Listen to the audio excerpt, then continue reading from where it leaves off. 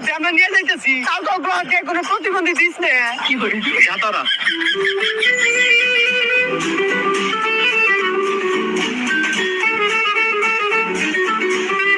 মনে রাখিস, আমি ওপরে নিয়ে যাইতেছি, কিন্তু কাপড় ব্লগ একটা ভাইরাস, যে ভাইরাস তো গ্রহে পুরো ছড়িয়ে গেছে, যেটা কোনোদিন শেষ হইব না।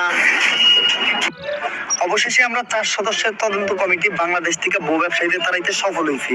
আজ থেকে আমরা স্বাধীন। এখন থেকে আর এই দেশে কাপড় ব্লগের নামে কেউ নষ্টামি করতে পারবে না।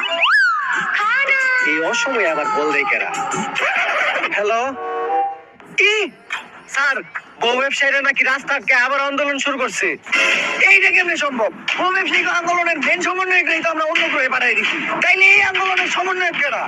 স্যার, কি ব্যাপার দয়া, হঠাৎ তুমি এই জায়গায় তো কোনো দরকার তো ভাঙা লাগবে না। আরে স্যার, আমি আপনাকে কইছিলাম না আমাকে এসিবি স্যারের মেরুদণ্ড ভাঙে গেছে।